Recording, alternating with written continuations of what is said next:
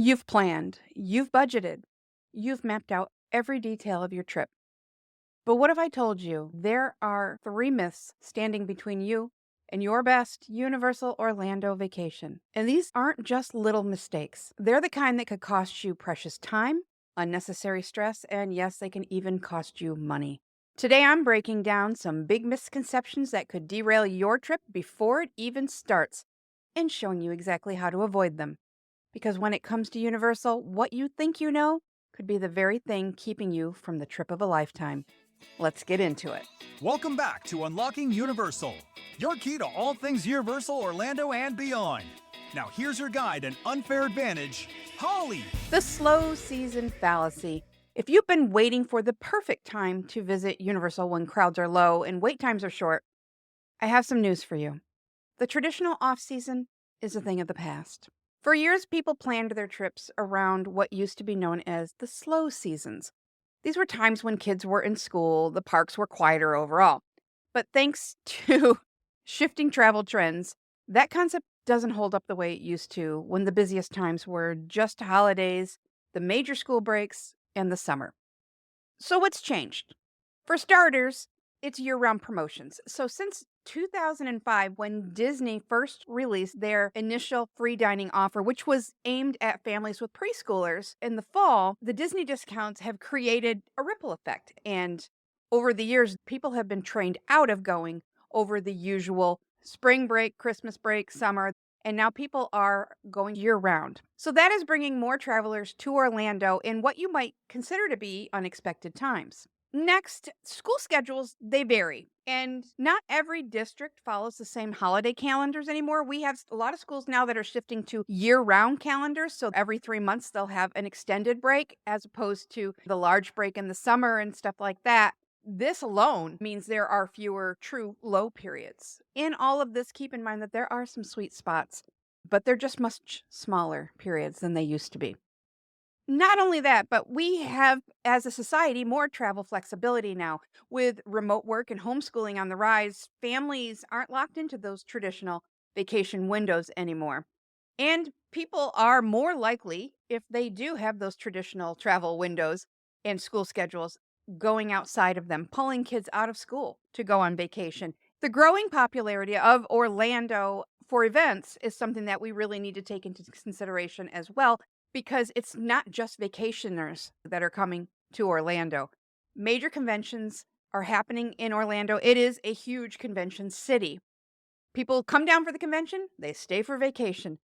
Businesses, sporting events, the world cheerleading competitions, little league stuff, all kinds of sports competitions run Disney. Hitting the parks may be a secondary consideration, but when in Rome, it makes total sense. And beyond the crowd calendar, here's the real kicker. Lower crowds don't always mean lower wait times. One of the biggest expenses of any business out there is payroll. Universal is a business. Like all the other parks, they will adjust for crowd levels by running fewer ride vehicles and cutting back show schedules. You might think you're visiting at a slow time, according to the crowd calendar, but if a ride is operating at half capacity, your wait time may not be as short as you would expect. So lower crowds also means fewer team members. This also translates into fewer restaurant locations that may be open, which may lead to longer food lines. Some attractions may have slower loading times due to reduced staff and, as we said, less ride vehicles that are running. And show schedules might even be cut back, limiting the entertainment options. So if chasing the slow season isn't the best strategy, what should you do instead? My number one recommendation in this area is to choose the dates that work best for you and your family. It's that simple. Don't stress over the crowd calendars. No one can predict them with 100% accuracy, and even if they could, they don't tell the whole story of what we can expect or what we should expect and the experience that we're going to have because of that. The actual crowd level is just one variable that's going to go into our entire experience. I think that being aware of the busiest times is more important than looking for the slow times, especially if you're coming down for that once in a lifetime trip or you haven't been in a really long time. Because, for an example, the week between Christmas and New Year's is without a doubt the busiest week of the year. It is not for the faint of heart or the ill prepared. Serious expectation management is going to be required in this situation. And I think it's going to be much more likely to affect your overall experience than trying to come when the crowd calendar says it's going to be low. Next, I recommend that you have a solid touring plan. This is your strategy, and a well thought out strategy that includes using early park admission, and it should, express passes, maybe, and mobile ordering. And the big one here, having a clear idea of what your trip's goal is, the things that are most important to you and the other members in your traveling party. This is going to make a bigger difference in your experience than spending hours poring over crowd calendars hoping to find that perfect spot and then trying to form everything around it, only to find out that it wasn't the experience you were expecting after all. And finally, you've heard people say to pack your patience. Well, this is kind of an offshoot of that. We need to be flexible and be prepared. The best trips are not about avoiding the crowds altogether. They're about knowing how to navigate them smartly. The bottom line here is the best time to visit Universal is when it fits into your life and your schedule. With the right plan, you can have an amazing trip no matter when you go. It's all about the rides. Have you heard this one or have you thought this maybe? My response to that initially, and usually in my head, hopefully sometimes comes out my mouth, is this isn't Six Flags, y'all. And that's not to knock Six Flags, but Six Flags is an amusement park. Universal Orlando is a theme park. There is a big difference. Universal Orlando has definitely built a reputation for world-class thrills for good reason. I mean, there's tons of coasters, Velocicoaster, Hagrid's. We've got 4 new coasters coming to Epic Universe. It's easy to see why the adrenaline seekers are going to flock here when you say, well, we can go to Six Flags and they have a lot of coasters as well. And here's where those two part ways. If you think that Universal is only about the rides, you're missing out on some of the best experiences the parks have to offer. Universal once used the tagline, your family grows up, your vacation should too. And that sentiment still holds true. The thrills are definitely there to be had. But the parks have evolved far beyond just thrills. They're a fully immersive entertainment destination for all ages. First, we have just absolutely incredible shows. Universal was and still is a working film studio, and its live entertainment reflects that. From stunt shows like Born Stuntacular, which is a blend of live action with like mind-blowing screen technology. So you can't figure out what's digital and what's real. It's just insane. And that, the high energy of the Blues Brothers and my favorite beat builders, I just love them. And things like Celestina Warbeck and the Frog Choir, all those in the mix. There is top tier entertainment around every corner, and you're doing yourself a disservice if you're just rushing past to get to the next ride. Slow down, grab a bench or a stoop, a cold beverage and a snack, and take the time because it's going to be time well spent. Speaking of food and drinks, Universal hasn't always been known for beyond basic theme park fare. Until about 5 or so years ago, when they really began to drop the collective shoulder and lean into upping their game across the board, and especially with themed food and drinks. So now it's a different story, and it's getting better every year. The offerings are now well beyond the traditional theme park burger and pretzel and hot dog and slice of substandard pizza. You can sip a butterbeer in the Wizarding World. You can have an over-the-top milkshake with like a whole piece of cake on top of it. Over at Some Chocolate Emporium, you can have actually good pizza out in City Walk. Or a top-notch meal at Mythos, which is in Islands of Adventure. Or Hard Rock, you can eat at the kitchen. Or at Portofino Bay. Beachay is a seriously nice restaurant. The food has become part of the experience to the point where locals will go to these restaurants because they're not just theme park restaurants anymore. They are good restaurants. They're, hey, this is where I want to go restaurants. And did you know that Mythos has been voted the world's best theme park restaurant 10 times over? Sometimes this gets a lot of giggles and people make fun of it because of that. But I can tell you that I have been eating at this restaurant over 20 some years now. I can remember taking my oldest son there, who is now 27, about 20 years ago. Yeah, he was just a little fart, and we had the best time. And this was my introduction to mini desserts. Do you remember when dessert shots were a thing? I don't think they're still a thing, but just like a shot glass filled with like little layers of, it might be like sponge cake and the strawberries and whipped cream. So it's like a little tiny mini strawberry shortcake or, Boston cream pie. So cute.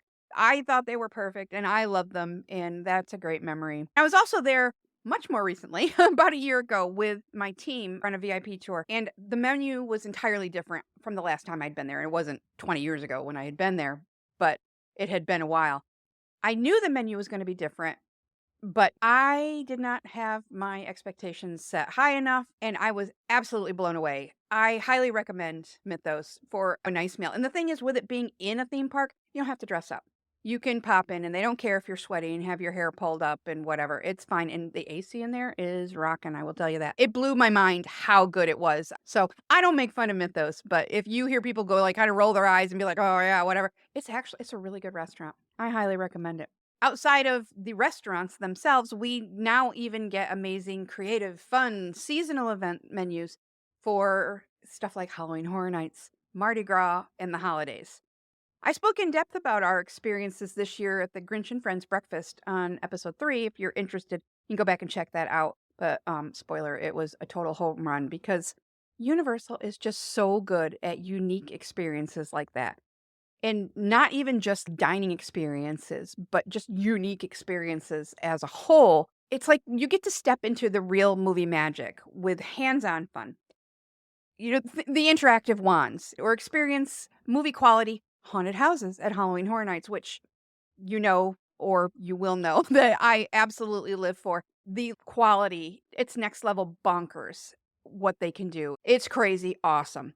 You can explore hidden details and Easter eggs all throughout the parks. Oh, we should do a whole episode on all the Easter eggs that you're going to find from attractions that are there now to attractions that no longer exist, but you can still find nods to them as you walk around the parks. It's just really super cool.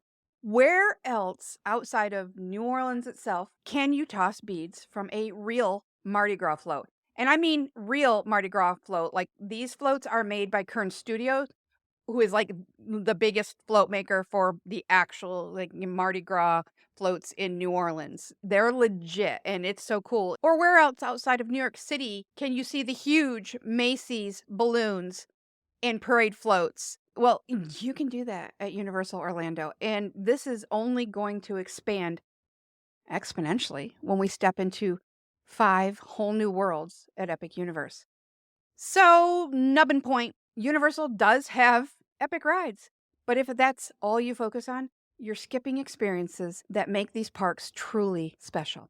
Oh, and this is my favorite one, and it's because I have been a victim of it. And that is the myth that you'll save money by staying off-site. It's a mistake to assume that staying off-site is always going to be the cheaper option. And I get it. I was once that person who thought booking a hotel down the road a little bit would save me a ton of money. But here's what I learned the hard way so that you don't have to. At first, the offsite hotel looked like a great deal. It has a lower nightly rate, it has free breakfast, and it even has a shuttle to the park. So, yeah, we're all set up. Great.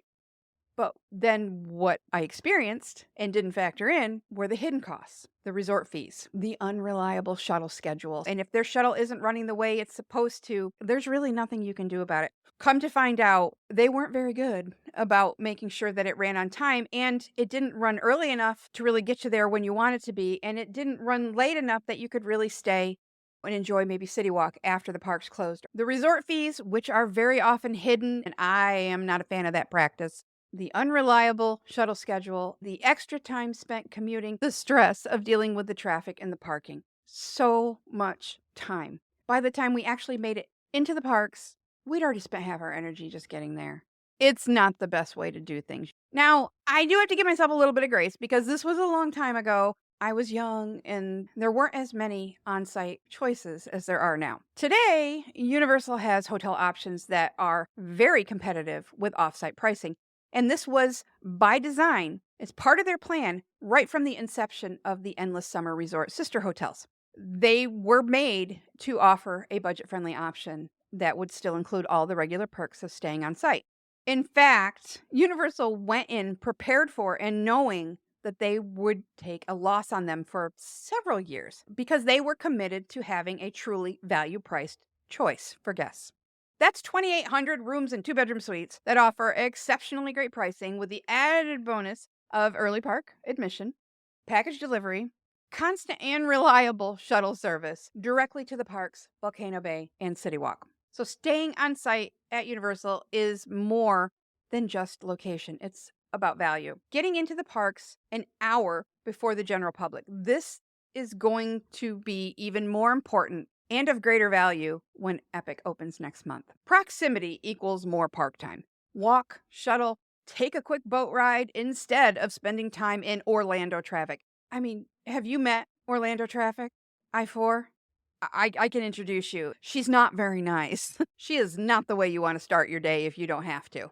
And then, of course, we have the Express Unlimited passes that are included with stays at select hotels. So if you stay at one of the OG3, Royal Pacific, Hard Rock, and Portofino Bay, you get Unlimited Express Pass included for free. It's a perk. This alone can save you hundreds of dollars per person versus the a la carte pricing.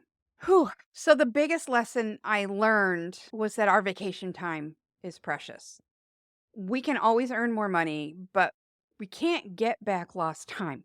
Staying on site isn't just a debate about where to spend our dollars. It's about getting more value for the time. So before you decide on that offsite hotel, please ask yourself, is it really a savings if it costs me valuable time in the parks or my sanity? And I'm only partially kidding because it's the overall experience that we need to consider. And that's a wrap on this episode. But before you go, don't get stuck in the standby line. Make sure to follow, rate, and review the show. I promise you that it's way easier than getting a table at 3 Broomsticks during a Saturday lunch rush. Thanks for hanging out with us. Now get out of here and go do something nice for someone.